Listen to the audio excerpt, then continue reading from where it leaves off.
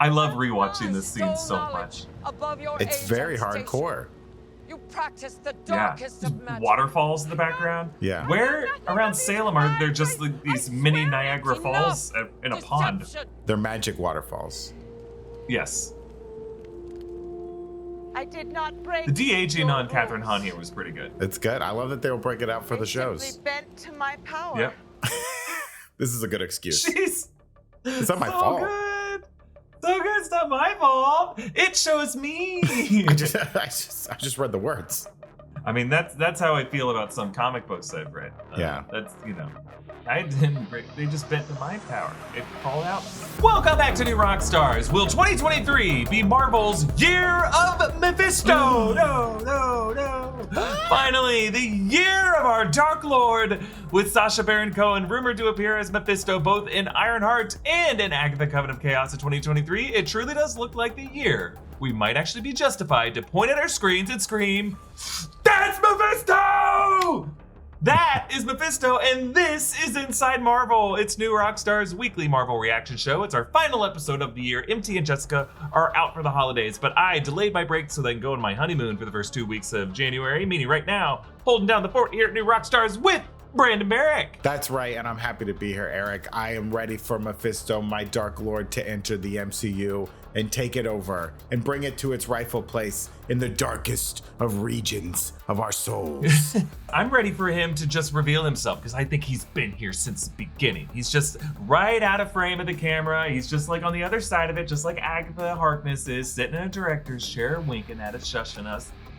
Hey, Brandon, I think I realized this may be the first time, or one of the first times you and I have like shared one of these before. There might have been some older episodes. It could be. I think this is my first Inside Marvel. I think we did a big Q before, but this is my first Inside Marvel. I believe so.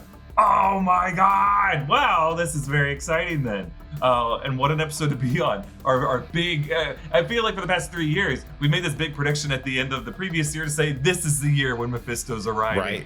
But I feel like 2023 is the year of Mephisto. Okay. It's gotta happen. Well, Eric, that is the big question, okay? Will Mephisto finally arrive in the MCU in 2023? Hell yes, he will. Hell yes. Back in October even, Deadline reported that Sacha Baron Cohen was going to be in the Ironheart series playing Mephisto, the demonic overlord, in this case to the Hood, played by Anthony Ramos. In the comics, the Hood actually gets his powers from Dormammu, but Dormammu was already shown as an abstract dark dimension purple face voiced by Benedict Cumberbatch in the 2016 Doctor Strange movie, so it makes sense that Marvel might swap in a different demon for the Hood. Also, Brandon, you and I were both at D23. We saw that Ironheart panel, and I think, do you remember Anthony Ramos? Didn't he seem to be dancing around something big? Yes. He kept nervously glancing over at Kevin Feige. Absolutely. This man has performed on stage live in front of people hundreds of times in the biggest show in decades, okay? And I've never seen someone more nervous to be on stage.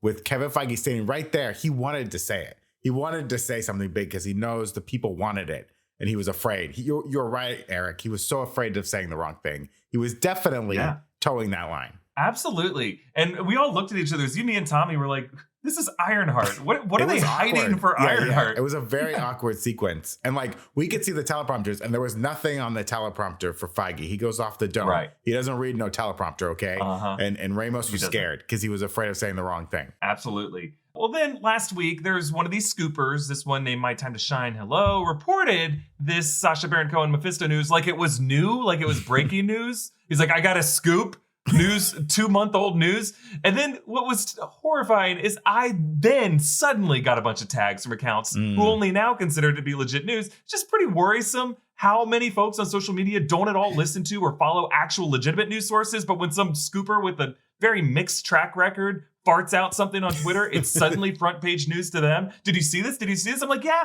I saw it 2 months ago. Yeah, this story has been very weird because much like the Harrison Ford, coming to the MCU, it was like a leak first, a rumor, and then it kind of got confirmed right away. The Sacha Baron Cohen one has kind of been slow played. Like Deadline is covering it, but they're still being very like sources say. They're not really like confirming anything yet. But it does seem like this story has stuck around long enough and not been refuted. I think it's got to be true. I mean, I don't know why they would let it go for so long if it wasn't a true story. And that's the thing. A lot of people were like, well, Deadline didn't name any actual sources, but it's like, it's different when it's Deadline, Hollywood Reporter, Variety, Entertainment Weekly, Slate, like all these different these are journalistic enterprises that are verified, that were verified before verification was cast into doubt in general. But like they have a history of people who have close relationships with the people who work at these studios and production companies. When they say sources say, it actually means something. It's not some anonymous Twitter account who's like, follow my Patreon for updates. Like, no, this is real news. It's real news when Deadline reports it. I'm sorry. It means something. Eric's mad as hell, and he's not going to take it anymore. I just want everyone to know the moment Mephisto was confirmed and not say it's confirmed sometime later. It's an important, sacred moment in history. But hey, this same scooper claimed that Sacha Baron Cohen actually spent a few days in LA shooting scenes with Catherine Hahn for Coven of Chaos. Mephisto in Coven of Chaos. Mephisto in the sequel to WandaVision. And that it's still slated to release in late 2023. Now, no legit news source has confirmed this. Why don't you back it up with a source? My source is that I made it the f*** up. But there has been other reporting from across the industry that Broadway legend Patti LuPone has been cast in Coven of Chaos. This is insane. As some other member of the Coven, most likely. This story is insane. Patti LuPone. I can't believe it. I mean, she has stepped away from the Great White Way, as far as I know. She's done for now. She's taken a little. She's done this before, but she's kind of done for now, right? She's stepping away, and this is like the first thing she's gonna do. I wonder what drew her to it. I wonder why she's so into it. And I mean, she must be singing, right? She's got to have a song. You got to give Patti a song. She must. Oh, hopefully. I mean, it was Catherine Hahn herself who did the vocals for Agatha all along. Maybe I mean that was the best needle drop in the MCU as far as I'm concerned, and maybe Patti LuPone heard that and she's like, oh, I could do better. World, and I really can do better. I mean, give us a background on Patti LuPone. What is she known from specifically in Broadway? You're a Broadway nerd. I know you know. She's been in lots of shows over the year. She does a lot of Sondheim, right? She loves Sondheim. She was in a revival of Company at some point, doing the famous "Ladies Who Lunch" song. Here's to the ladies who lunch. And doesn't she look over at Elaine Stritch, who's in the original cast of Company? Correct. And just kind of like, does anyone still wear a hat? And cut to Elaine Stritch, and she's like, she's great. Mad with her hat on. She was also in, of course, a revival of Sweeney Todd that was well regarded. She was also famously supposed to have a role in Sunset Boulevard that eventually Glenn Close snuck in and stole the role away from her. It was a long battle. She sued Andrew Lloyd Webber about it, and famously loves to remark that because she never actually starred in the show, she was guaranteed to be in the show and never actually did it, or did it for a couple days and then like was done. Got replaced by Glenn Close. I forget all the details of the story, but she loves to say that Andrew paid for her pool that she put in her backyard after she got her money from that show. Didn't Patti LuPone just go viral recently for yelling at someone in the audience who was on their phone or something like that? So there's like this, there's obviously people have their phones out during shows and it's a big deal. And things have gone viral where actors have like called out people during the show, a lot of times to people's excitement, to thrills, because we all hate it when someone's interrupting the show. Now, the problem is there are accessibility issues for people out there, and some people use a device that provides closed captioning for a Broadway show, or takes the audio and turns it into something they can read. And so I heard that it may have been someone using one of those, and so her anger could have been misplaced. I don't know. We got to work out the details, folks. Everyone should be able to enjoy a night at the theater. But if you're playing Candy Crush, you deserve to get yelled at. But if you're just trying to understand the words, we all got to do better. That's all. We're all trying to do better. I think so. Also, I would love to get yelled at by Patti LuPone. What a story. What a New York story. I mean, I know. You can take that everywhere in life. Oh my God. Usually when casting news comes out like this, it means that a series is in production, because the way this news makes it to the trades is, by things like call sheets going out. Call sheets, they have to be distributed to a ton of people in production. You look at the names on the call sheet and like, oh, this is news. I didn't know this person was in. Also, SAG-AFTRA paperwork, contract paperwork has to be sent to several different offices around Hollywood. I used to work on a talk show, and it's impossible to keep these things a secret because so many different people are involved. And it just gets really hard to keep things under wraps at that point. So usually once stuff gets legit, once the paperwork is filed. Right. And some people in departments who don't care about leaking this information because they're in the accounting department. They're like, who cares if someone knows Patty LuPone's on this show. We care. We all care. Right. Well, we care. We care. Well, and we've seen too lately, right? When accidentally, someone updates, a makeup artist or a costumer updates their resume, just because they're trying to get more work, and then they say they worked on a certain show and dressed a certain person, and suddenly it's news, and that poor person is probably on Kevin Feige's hit list. The next thing we know, and it's like these people are just trying to get work because they're doing great work, and it takes years for these things to come out. So this cast, I mean. Let's just go through this cast already for Coven of Chaos because it looks freaking great. Catherine Hahn, Agatha Harkness, Emma Caulfield Ford returning as Sarah Proctor from WandaVision. So interesting to rewatch WandaVision and see her show up because the character Dottie seemed to be just a regular Westview resident, but her name is Sarah and she's married to a guy named Proctor, Sarah Proctor, and during the Salem witch trials was the daughter of Proctor, who was like prosecuting these things. There is a Sarah Proctor in the history of the Salem witch trials. It's very interesting. I also remember when we were watching this show through the first time, when that second episode comes, she acts so strangely, and we all thought that she was going to maybe have a bigger role or be revealed to be someone bigger. So I love that the seeds were probably there and probably in an earlier version of this of the story, but they're just carrying it through to this next spinoff show, which I enjoy. We also have Aubrey Plaza in this cast. We don't know what role, probably a member of the Coven. We don't really know yet. Very exciting for Aubrey Plaza to join the MCU. She was in another Marvel title, Legion, as Benny/Lenny, one of David Haller's alters, or one of his, or I think was an incarnation of the Devil with the Yellow Eyes, unless I'm mistaken. Joe Locke is going to be playing a TBD character. Ali An, Maria Dizia, Sashir Zameda from Saturday Night Live is going to be playing a character, and of course Patty LuPone joining this cast. There's also speculation that Elizabeth Olsen could come back as the Scarlet Witch. That's our hope. That is our hope. Yeah. That's like Miss Marvel, right? You're gonna have to. We need a little a glimpse from the big dog, right? We got to see. I think so. They got to get a little bit of Elizabeth Olsen in this one. Hell yeah. Now, I am currently rewatching WandaVision for a big project that I'm doing for the New Rockstars Network. I'm not going to talk about it yet. You will all find out an announcement that we are making on January 2nd. That's just for you loyalists who joined us for Inside Marvel today. The real ones. There's not too many of you these days because there's not a ton of Marvel news, but you brave souls stuck around, so you got that little tidbit. January 2nd. But when I rewatched the WandaVision finale, Wanda traps Agatha in her own personal Westview hex as a nosy neighbor character. Even when that hex fades and is gone, presumably Agatha Harkness is still stuck on this loop. Agatha knows what's coming and she begs Wanda not to do this. She even calls her cruel, but Wanda just smirks and she does it anyway. It's a really, really dark moment, very Black Mirror of Wanda to do that. But Agatha's still wearing her brooch, and then in the next scene, Agatha weirdly disappears in the background. It's weird. I beg of you, rewatch this. It does not make sense how quickly she just disappears. Really, Catherine Hahn, they just want to get her off the set so she doesn't have to sit in the background and keep doing her business. But it's just weird the way it's edited. So 2 questions that I have for you, Brandon, that I want to talk about with Agatha.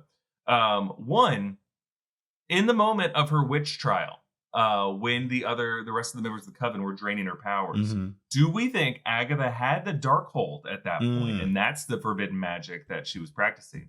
And then 2, do we think Agatha has a relationship with Mephisto?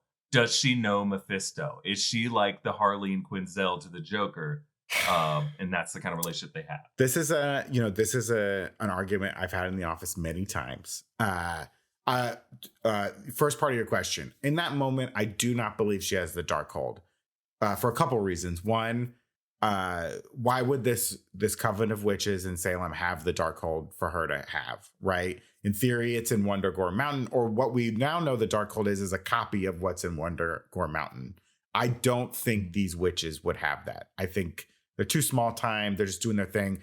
They probably have a collection of dark magic that she has started to experiment with, but I think her experiences with them turning on her like that and her draining their powers, this is going to lead her to seek out the Darkhold. Because I don't think she has the Darkhold from 1600s to 2024 or whatever, post Endgame. I don't think she's holding on to the Darkhold for that long. Yeah, she would have been able to do way more. Yeah. I think her her discovery of the Darkhold has been a recent phenomenon. Mm-hmm. I think you're right. I think if she had the Darkhold, we would have seen her with it in the past. We would have seen Evanor holding it and snapping it shut, like this is not for you. Or would have come out of her bag and bit all the other witches, like the monster book from Harry Potter.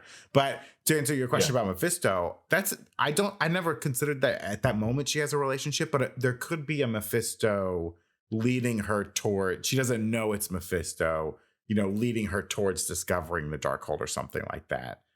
Or leading her on this journey of dark magic because he sees in her potential.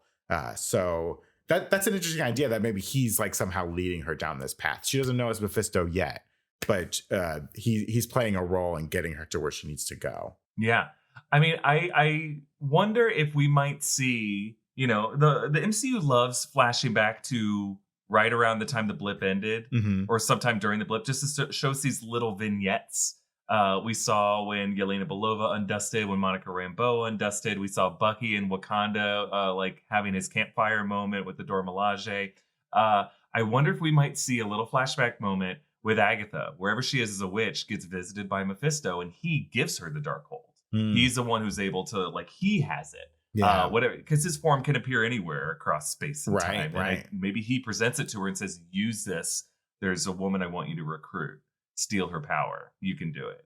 He's the one who sends her on that journey. She has this kind of alliance with him. She's like captivated by him. I got grilled, dragged across the coals, rightfully, I would probably say, for predicting so hard that Mephisto would show up in WandaVision. But it's only just because Agatha Harkness has that relationship with Mephisto in the comics, and granted, a lot of Marvel TV shows do not follow beat for beat, but up until that point, they really were. With Agatha Harkness, there was so much with the way that character was like volunteering to babysit the kids, the way the kids were called demon spawn. I was just really shocked. I still remain shocked that the people producing that show were like, "Oh, it never crossed our mind to put Mephisto in this, or even to imply that he would be." I don't know. I think in a universe where COVID didn't happen and they had stayed on the same release schedule that they had planned, I think there were probably early talks of Mephisto because the skeletons are all there. The structure's there for Mephisto. That's why we thought so hard on it. I think they were like, well, maybe we're going to do it. And then when things had to get moved around, they're like, scrap that plan. But some lines of dialogue stayed behind. And they're like, just act like we're never going to do Mephisto. We'll get to it later. Because they have been just like kind of teasing it everywhere, especially even like Thor Love and Thunder kind of establishing like, the Carpenter character and like a Satan character. And we know early drafts of that movie, Russell Crowe was even considered to be Satan. So it's like they're so close to doing this. Now, Satan and Mephisto are very different. I realize that. Mephisto's just cosplaying as Satan. But like they're so close to like doing that character that I think early on they wanted to do it. But when plans change, that's the one thing about the MCU is like if one movie changes, like everything changes. If when it comes out changes, or like who the characters are going to be, has like insane ripple effects. So you can't dog yourself too hard. They were teasing it so heavily. And I think a lot of people say, well, WandaVision didn't need Mephisto. Right. And my response to that is it maybe didn't need Mephisto, like a red dude in a suit, but it did need grief. Like it was not Agatha all along alone. Agatha was in a partnership with Wanda's own grief. And grief is the real villain of that series. Grief even victimizes Agatha. There is like, it's a triangle of a relationship there. A grief triangle, I would even argue, because it's not just Wanda versus Agatha. It's Wanda being torn apart by both Agatha and grief. And grief is some other kind of external force in that show that Wanda is kind of blind to, and Agatha is blind. She's asking Wanda, "How are you doing this?" Wanda's like, "I don't know." Right. So if neither of them have the answer there, neither of them are lying to each other, it means that there is someone who knows, and that someone is grief. Now, grief is an abstract concept, but like we're learning more and more in the MCU how various abstract concepts like love are actual sentient beings. And I think it's just a very easy math to do, just to say Mephisto is the source of all grief in the universe. That makes a lot of sense. Yeah, it's a very astute observation, Eric, because it is easy to forget that in the beginning, it's kind of implied that Agatha showed up because she senses this powerful dark magic happening. She's like, oh, I need to go see who this person is and see what I can learn. And when she realizes it's essentially a child who has a weapon they don't understand, she wants to take it away immediately. She's like, well, I should just take this over. But yeah, it wasn't always I don't think it was always her intent from the beginning to just come in and steal the powers of Wanda. But when she saw that she was the foretold Scarlet Witch and saw that she had no idea what she was doing, she was like, well, I have to take these powers away from you or else you're going to destroy the world. Like, look what you've done. Look what you've done here. In my view, the Jedi are bad, is what she said. You know, in this project that I'm working on, I do make a case that like Agatha is more of the protagonist of WandaVision than Wanda is. Wanda is the focal character, but Agatha, based off of the decisions she makes, is more of a hero than Wanda is. This is a tragedy where the villain wins by the end of it when Wanda wins. And like I compare, you know, there's a moment where Agatha has both Billy and Tommy by those leashes and she's like choking them. It's hard to say that that person's a hero, but one of my favorite heroines in all of film is Ripley in Aliens, and she torches and shoots baby eggs in front of an alien xenomorph queen.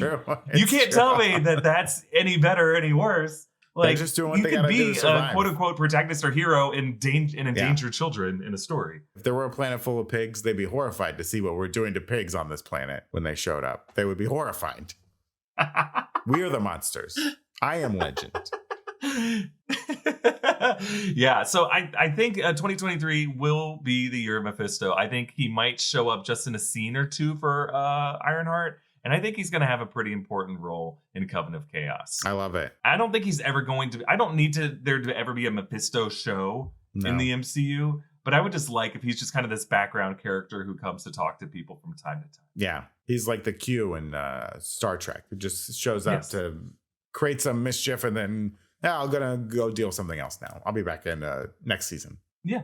Or from the Animorphs mythology, the Ellimist. Oh, the great. Ellimist just appears to Tobias sometimes and says, you're going to be a Nothlit now.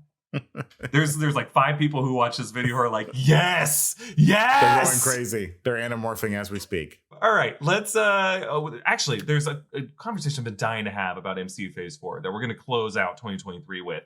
But before we continue, we want to thank Helix Sleep for sponsoring this episode. One way to make 2023 the best year yet is to get some more sleep. And here at New Rockstars, we trust Helix to protect our sleep with the best mattresses in the world. I have a Helix mattress, MT, recently producer Zach, producer John. We all got some Helix mattresses here. Helix Sleep has a quiz that takes just 2 minutes to complete and matches your body type and your sleep preferences to the perfect mattress for you. Everybody is unique. Helix knows that, so they have several different mattress models to choose from. They have soft, medium, and firm mattresses. Mattress is great for cooling you down if you sleep hot. Mattress is great for spinal alignment to prevent morning aches and pains. Even a Helix Plus mattress for plus-size sleepers. Producer Zach took the Helix quiz and was matched with the Midnight Lux mattress because he's a side sleeper that needed a softer mattresses, and now he doesn't wake up with a sore shoulder or neck like he did with the other mattresses. So just go to helixsleep.com/InsideMarvel, take their 2-minute sleep quiz, and they'll match you to a customized mattress that'll give you the best sleep of your life. They have a 10-year warranty, and you get to try it out for 100 nights risk-free. Helix is offering up to $200 off all mattress orders and 2 free pillows for our listeners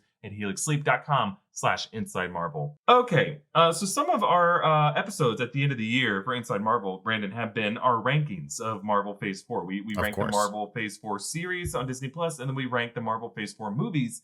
And one thing that came up is this question of, well, which of these 2 categories have been better in Phase 4? And I want to ask you, think about like your favorite Phase 4 movies, think about your favorite Phase 4 series, and then think of your least favorite Phase 4 movies and your least favorite Phase 4 series. Which do you think has been better, Marvel TV on Disney Plus or Marvel movies? I will say, I think the movies overall have been better than the series, but I think the series, the best series have been better than the best movies. Does that make sense? Yeah, and I think I agree with you on that. I think you can't deny like what WandaVision. I mean, WandaVision as their first show was incredible.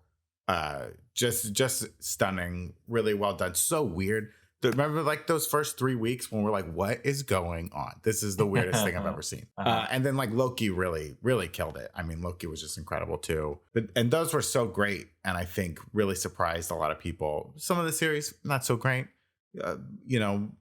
I accept the arguments. They feel like long movies that were chopped up and each episode on its own doesn't feel well. But like I was so surprised by something like Miss Marvel, which I thought was like so fun and energetic and different, and like really tried something that I really liked and I got into, and I loved the directing in that movie. or in that show. I thought they did some fun stuff there. Yeah, I think I would just say I totally agree with you that the best Marvel Disney Plus shows have been better than because my favorite movies were like No Way Home, Multiverse of Madness, and Black Panther: Wakanda Forever. Those are my top three. My top three Marvel Disney Plus shows were Loki, WandaVision, and I can't remember what I put as my number three. It might have been Ms. Marvel. Yeah, I think it was Ms. Marvel. And I put those three, especially those top two, above the top two movies of Phase 4. And I think, Brandon, I would even say that, okay, so at the bottom of my Phase 4 TV shows were The Falcon, the Winter Soldier, and She-Hulk, I think. Yeah. And I think I still liked those better than Black Widow and Eternals. Yeah. I agree with those sentiments. I mean, it's hard because there's more to criticize in like 6 episodes of a show, but like at least The Falcon Winter Soldier had that Sam Wilson storyline with Carl Lumley's character, you know, like that I think was so interesting. It had some really high highs on that show. Yeah. It just also had some like a really, really bad ending. Like, it did. Well, they had to change so much, but I mean, like that show gave us, you know, John Walker, like concaving a dude's skull in the street was like a pretty intense moment. And like, all the Carl Lumley stuff, it's like, give me more of that show. Like, show me a flashback of Bucky fighting him. Like, come on, do me that favor. And then with like She-Hulk, it felt like the way they arranged the episodes felt a little weird. And I almost wanted more lawyer show. I don't know. It was like, I wish they had just gotten Daredevil out of the way earlier instead of waiting so long, because we knew about it. And it was just like, it kind of ruined the momentum for the rest of the show, I thought. But yeah, I hear your points on the movies too. And like, I love Spider-Man No Way Home. But does that movie exist without all the other ones? I don't know. Like, if you just walk in and watch, is that a good movie on its own? I don't know. Right? Kind of the same way I feel about like Avatar. Is it a good movie on its own? I don't know. But like, you go in and watch it and it's incredible, right? Yeah, I think No Way Home is still a good movie on its own, because a lot of people don't really dig the college stuff or like the college entry stuff. I do. I like all that stuff in No Way Home. I think it was really, really well done and not shown yet in the MCU. People are like, oh, that's so typical. I've seen that before. I'm like, not in the MCU. We've never seen a coming of age story of like a kid trying to get to college and then like he feels bad for like ruining his two friends' lives, so he goes to a wizard to gaslight everyone's society. Trying to fix just ignore that. Ignore that. That's Peter Parker or Spider-Man. Imagine there's just a story about a kid who goes to like his local wizard to erase the memories of society because of some crime he got implicated in, some like war crime, and he ruined his friends' lives. Like that's still a movie I would go watch. Yeah. I mean, it's like The Liar Liar or something like that, where it's like one person has this huge effect on the world because of something that's just happening to them and they don't know how to explain. Yeah. They're just trying to do the right thing. Yeah. I think it was also, people were like, oh, well, they just brought back people. I'm like, but it wasn't random the way that they were able to get this interesting, like, pseudo refugee plot of forgiving these multiverse men for the crimes they committed in their home worlds. Yeah. And like Aunt May being like, no, they deserve a second chance.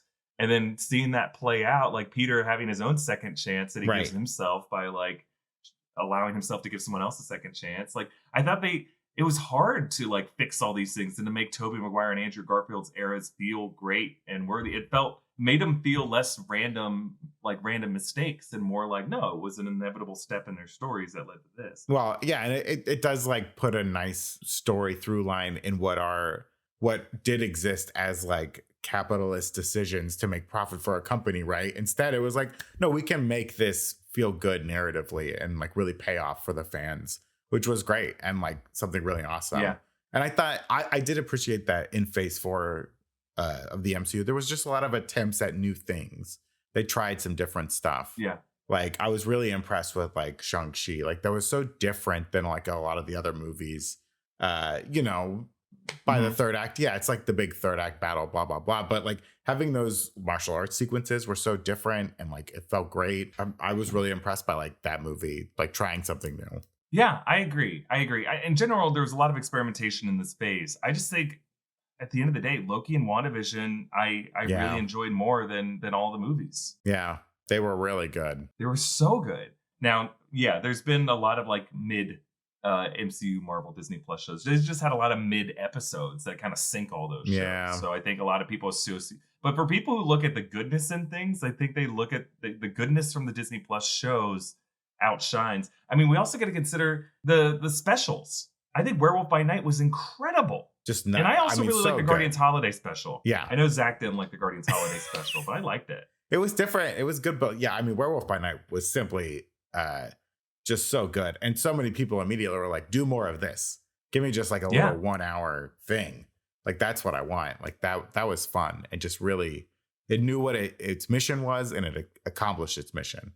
And it wasn't tied to like, this needs to tie into all this other stuff. It was like, no, here's a good little story we can give you, and you can watch it whenever you want. It was great. I think a lot of people felt that MCU Phase 4 was a bit oversaturated. I disagree with that premise. I'm like, as long as you give these showrunners and directors the resources they need to tell the story they want to tell. Yeah.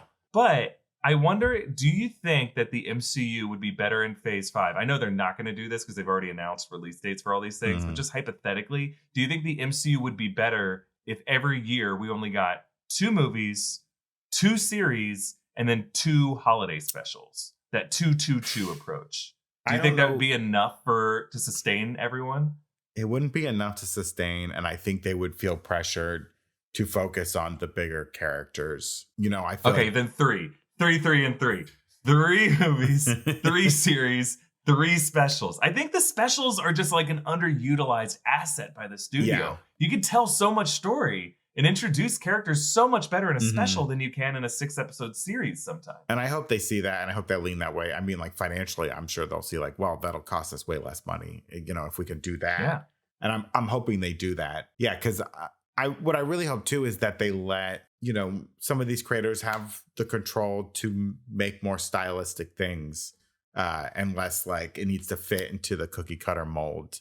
I would love to see that more. In Star Wars, we saw with like Andor, right? Like, this was a true like vision that is like written, overseen from the writing and the design and the direction. Like, love all that. Like, and I think they really accomplished that with like Loki and WandaVision, and some of the other shows felt like it was like a mishmash, right?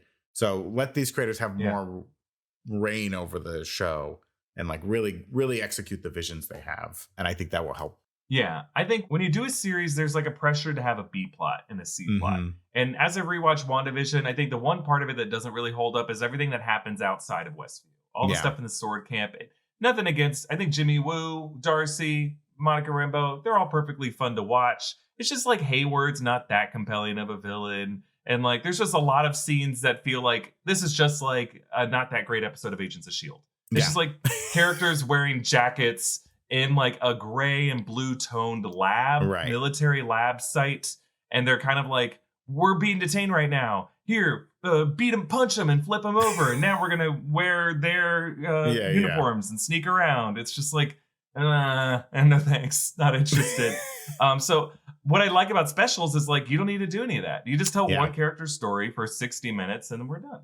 I would love to see more of that in 2023. Let's do it. We can do it, MCU. I think so. I think I don't need more than 3 MCU movies in a year. I mean, look, we at New Rockstars certainly love it because we have more content to make. But I'm just saying, like, as a fan, I think you can totally sustain fans' attention with just like quality over quantity. And as long as you have like a couple big releases a year, like fans will stay with you. Yeah. Like, we're not talking about going year. Like, I think there was 2 years between the summer of 2008 where we had Iron Man and Hulk. There was nothing in 2009. And then in 2010 we had Iron Man 2. So there you go. We can do it. All right. Well, what a year it's been at New Rockstars to talk about all this stuff. A beautiful year. We're going to have, if it's not already on the channel, I don't know what day it is today. I think this weekend we're going to have our annual What We Got Wrong episode. And we did something real different with this one. We got all the New Rockstars hosts involved because all of our hosts has been making some bullshit theories this year, and it's fun. We had a lot of fun with it. We had a great time filming that video. I can't wait to see it on the channel. Yeah, I can't wait for all of you to see it as well. So be sure to keep an eye out for that. I believe it's going to come out December 31st, the final day of the year, New Year's Eve. And then, January 2nd. Mark your calendars. Big announcements. Big announcements. Big announcements. But we'll leave it there for this episode of Inside Marvel. You can follow me at EA Voss, follow Brandon at Grin and Barrick, and you can subscribe to Inside Marvel wherever you get your podcasts. Thank you for joining us this year in 2022, and we'll see you in 2023. Bye, everybody. See you next year. Bye-bye.